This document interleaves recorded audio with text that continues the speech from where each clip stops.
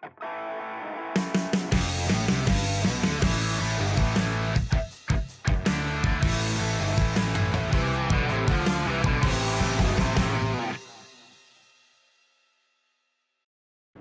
and welcome to Throttle Up. Now, this is a car which I have been meaning to review for a long time and I just couldn't get the chance. But since I've finally got my hands on the new Scorpio N, I wouldn't spare any detail or any information that I have to share about this car. But before that, I want to thank the amazing managers and staff at Mahindra Raj Vehicles SAS Nagar Mohali for providing me the car in impeccable condition and allowing me to review it.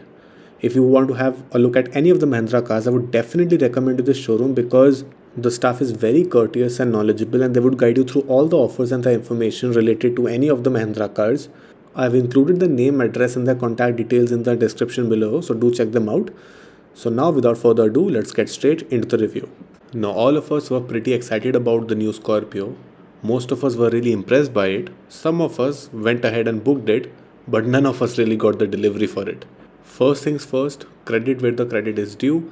Scorpio N is an amazingly well designed car. It's a huge departure from the design that we have been seeing for the Scorpio over the past decade, yet it somehow retains the rugged masculine design language of the Scorpio. So it's a job well done by the Mahindra product and design team by designing this car absolutely amazingly well for an SUV which they are branding it as the big daddy of SUVs. And I mean, why shouldn't they? It has the size, it has the dimensions, it has all the features, it comes in a 4x4, so it's a true SUV in every sense of its word. And when it comes to the size, it's almost comparable to the huge and mighty Toyota Fortuner. So it comes as no surprise why this car already has a huge number of bookings in just a few weeks of its launch. The Scorpio N comes in multiple variants because you have so many options to choose from: the variants, the diesel or petrol option, the transmissions, then the 4x2 and 4x4 variants. So, a lot of permutations and combinations going on there, but the basic thing is that it comes in 5 variants, namely Z2, Z4, Z6, Z8, and then Z8L. The 4x4 options come in Z4, Z8, and Z8L, but the diesel and petrol options are available across that variant lineup. Same goes for the manual and automatic transmission as well. So the one you're looking at right now is the 4x4 Topmost Z8L variant powered by 2.2 liter diesel engine with the automatic transmission. So it's basically the topmost variant that you can get. The Z8L is the only variant to get a 6-seat configuration option as well, but that's only available in the two-wheel drive automatic option, basically meaning that this car we have today is the topmost variant. Now, opening the bonnet of the car with one hand engaged in a phone was really difficult because the bonnet is really heavy. Just what I expected from a Mahindra Scorpio, so it's really heavy, but it does not get hydraulic start, so that's a huge miss for a car of this price and segment. It does get insulation on the hood as well. This is the diesel engine, which is a 2.2 liter diesel engine producing a maximum power of 172 bhp and a maximum torque of 400 newton meters. So it is really powerful engine. The hydraulic struts is definitely a miss. Now, looking at the front profile, the first thing that I have to talk about is this grille, which is very typically Mahindra. It gets this chrome pillars of sorts, 6-7 pillars, which you see in almost every Mahindra car. The plastic is tilted towards the bottom, so I like that. It gives a closed kind of look, but it is open to provide ventilation. Has a chrome upper lip on top of the grille and the air dam, which is finished in this honeycomb kind of design. And the skid plate is sort of plastic, black plastic on the top, but has that silver garnish appeal on the bottom of that skid plate. So nice, and it does not look polarizing as such. Now, this is the headlamp, which, just like every other aspect of the car, retains that Scorpio design language but still is somehow so new that I have to give it to Mahindra to make it so classy. Now, this is how it looks like when it's lit up. You can see LED projector, LED high beam, and swiping function for the turn indicator, which is LED, so that's nice. Look at this chrome garnish on the grille merging into the headlamp and continuing that design. So it's so nicely done. This is the DRL, which is finished at the bottom, and that's the fog lamp, which is finished in LED, and that's some space actually, which is actually functional. So it might just improve the aerodynamics. I don't know how much does it really improve that, but still there's some space on the sides of that bumper to provide some airflow between them. Now notice the Scorpio Classic part on the right. That design is very aggressive, very raw, but this is subdued, it's modern, and it's imposing. It is not too aggressive, but it's still imposing, just like a Scorpio should be. So 10 on 10 for the front design. I'm really impressed by what they have done with the Scorpio N's front fascia. Now to the side profile, the length of the car is 4662 millimeters with a wheelbase of 2750 millimeters. This car is genuinely huge because it has the height and such a length that it looks really imposing even from the side. Coming to the individual elements, you get body color door handles with this chrome plate and also gets the request sensor. This chrome on the door sill which runs from the C pillar to the top and ends in this kind of design. So that is the chrome. You get roof rails which are finished in silver and they have a gap, so it might be functional. Body color shark fin antenna and a sunroof, which is not a panoramic one, but you still get the sunroof nonetheless, which we'll talk about in just a bit. Black side cladding to enhance the overall design, and this tire profile is 255/60 R18 since this is an automatic option. Otherwise, for a manual, you would have gotten a 17 incher. So this is the biggest wheel that you can get if you're opting for a Scorpio N, the one you see right now. This is silver garnish on the sides with a side step, which is very important in this car. Very important, mind you. The body colored ORVMs, which do not have a blind spot camera or any puddle lamp, but the turn indicators are LED. So that was for the side profile. Now coming to the rear, the first thing that I noticed that the tail lamps resemble so much to the new XC90. It is such a Volvo-like treatment when you do vertical tail lamps that the only brand that you can recall is Volvo, no matter how many brands do the vertical treatment for their cars.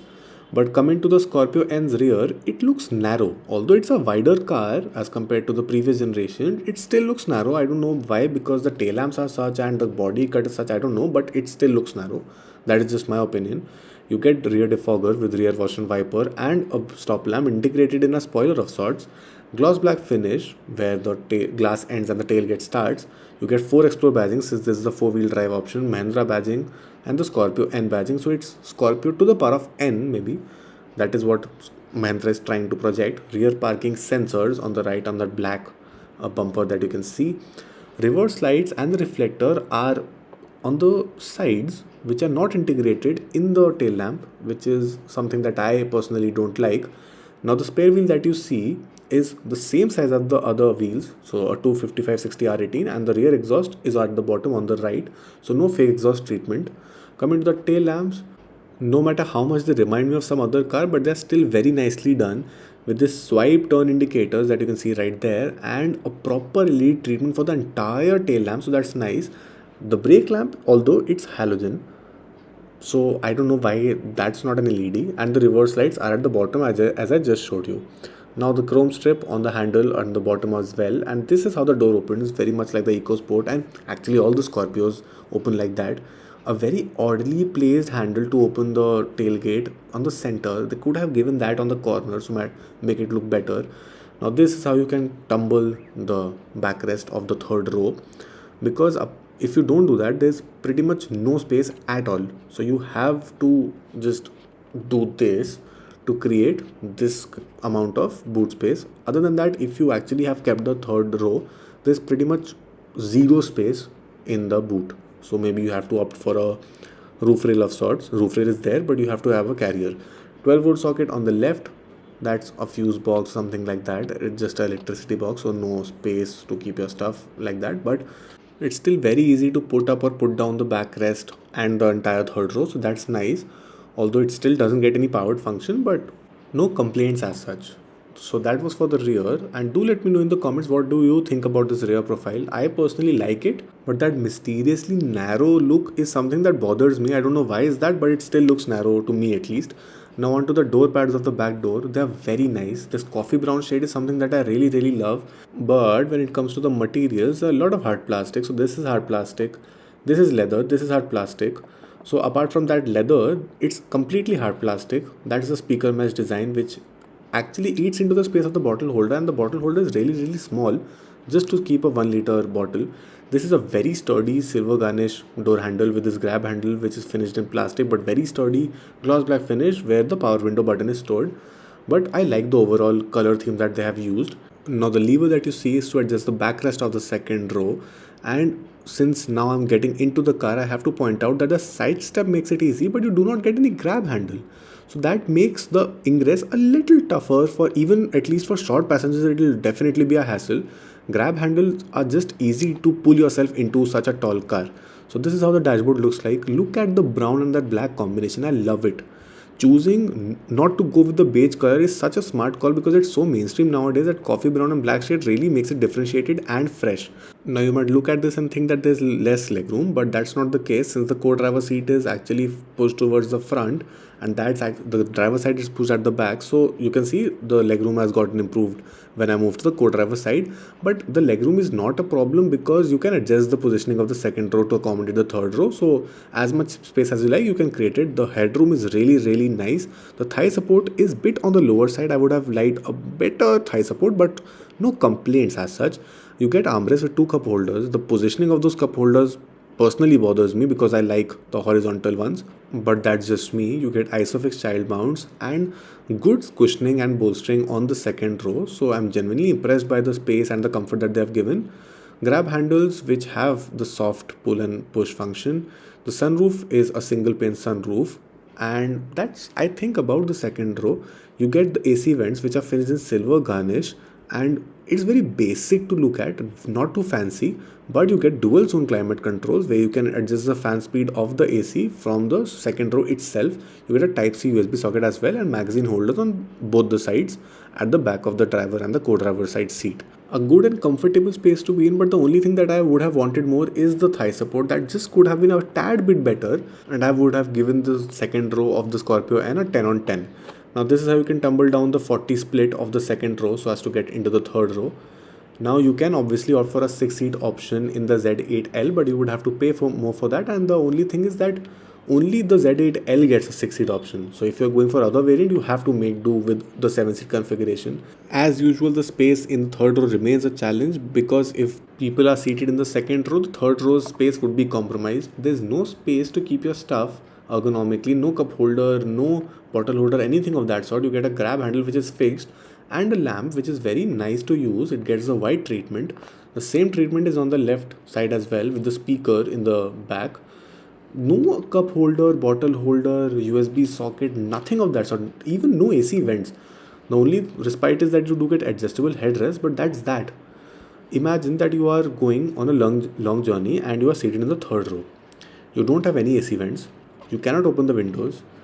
If you're carrying a water bottle, chips, cold drink, whatever, you have to be dependent on those people seated in the second row to handle your stuff, control the AC, and it's just very weird. There's very less convenience features in the third row, and that is something that I'm really worried about for the people who would be traveling the Scorpio N's third row. So overall, a bit disappointed by the number of features that they have cut in the third row. But now coming back to the cockpit, this is how the front door pad looks like, which is very much similar to what we saw in the back as well. Hard plastic, this is leather, and again hard plastic at the bottom as well. The bottle holder actually gets bigger as compared to the back door. This is plastic but has this silver garnish which looks very sturdy and very Skoda-ish.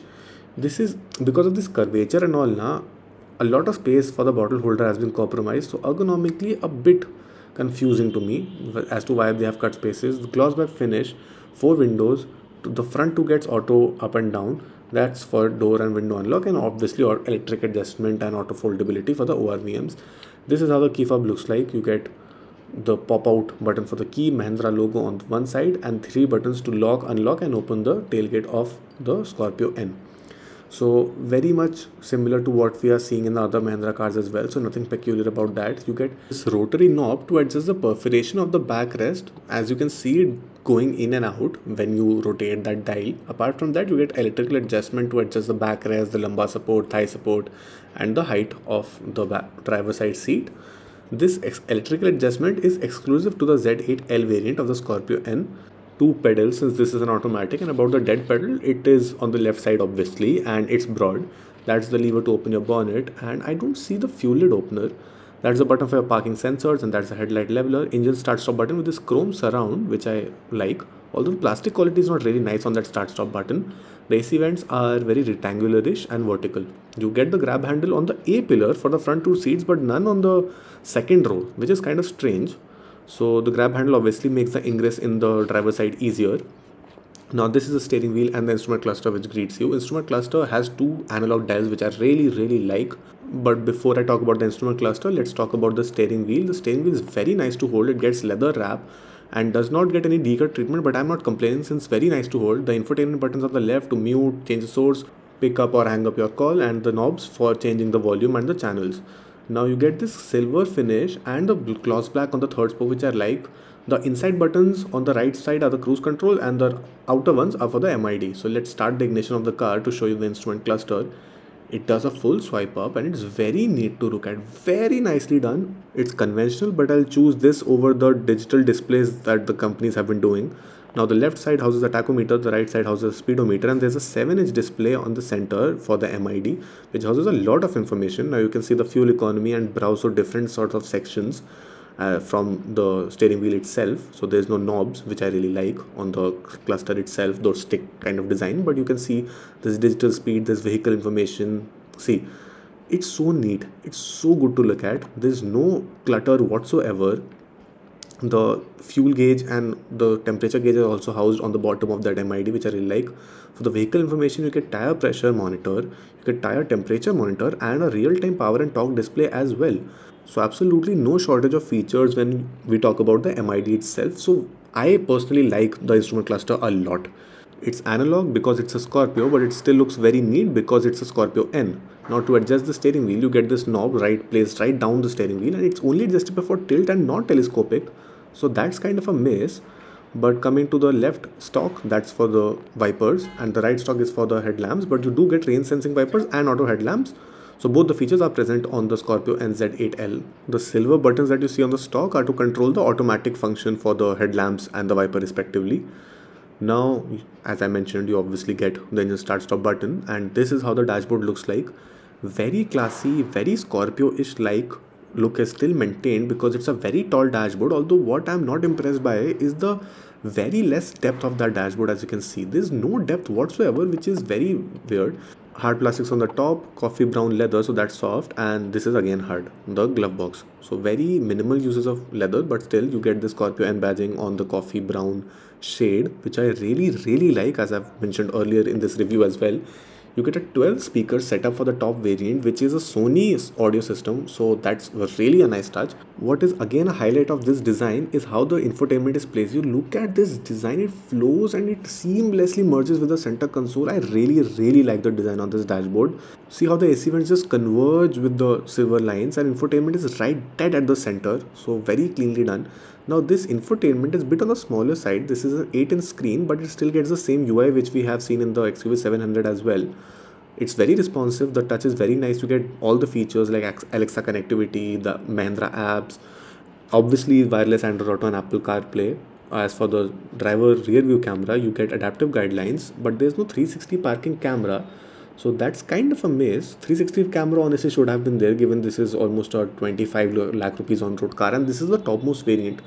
So that is kind of a miss. But for the touchscreen, again, the UI is very nice. The rear park camera gets so many angles that it feels like a CCTV camera altogether. So that's a really nice thing. There are so many angles that you can view the rear camera from. So that's very nicely done. The smaller size is bit of a disappointment. Now for the settings, you get the generic settings for the date and time, general settings, display settings, and user settings, vehicle settings. Vehicle settings houses the unlock speed, the daytime running lamps. You can actually disable or enable the DRLs, which is really nice. There are not many options to change the themes or anything like that of the instrument cluster, but you can change the metrics from UK to US, so kilometers to miles basically. But that is what the infotainment cluster has, and it's very nicely done. The screen is just that is a miss because you even get the proper physical buttons and the knobs to control the volume and the power. So everything has been really thought out. Just down below you get the dual zone climate control buttons. So obviously it gets a dual zone climate control for the first row and the second row. It houses the conventional buttons for the climate control, the auto buttons, the off button, and everything which we are already aware of. Below that we have button for hill descent control, traction control, hazard lamps, auto start stop enabler.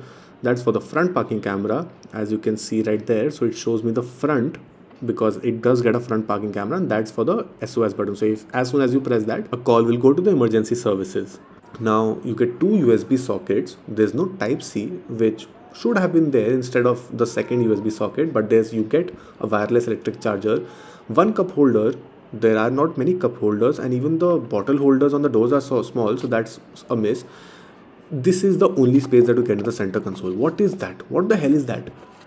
Ergonomically speaking, there are a lot of misses on this car because there is a shortage of space to keep your stuff, be it the phones, be it the key, the cup, bottle holders, whatever. The gear knob is finished in leather with a silver finish, and there's a manual gear knob, so no electric parking brake, which again seems to be a miss to me at least. This knob that you see is a 4-wheel drive terrain management system, which is only exclusive to the 4-wheel drives. The 4WH button means when you're going at high speeds but you need low traction, but the 4WL is when you're going at a low speed but you need really high traction, like in snow or dirt. For the glove box, it's a relatively smaller glove box and it does not get any lamp and anything like that. So ergonomically speaking, it is short on space. For the sun visor, on the co-driver side, you get a vanity mirror with a lid and also a lamp which has a white treatment. So a lamp and a mirror on the co-driver side, but there is no lamp or any vanity mirror on the driver side sun visor. This is a speaker. So because there are 12 speakers, you get 2 speakers on the top as well. There's no auto dimming IRVM, so you have to make do with the day-night functionality. That's the sunglass holder. This button is for the sunroof, that's to operate your white treatment cabin lamps. The switch between those lamps is for the sunroof, so it does not get any automatic blinds because you have to open it manually, and it's a single pane sunroof, so no panoramic sunroof on offer either. Now you have to press it like a window button because there is no one touch functionality. So why not give just a simple thing in a car to make your life easier? But yes, you have to control it like a powered window button, which does not get any auto up down.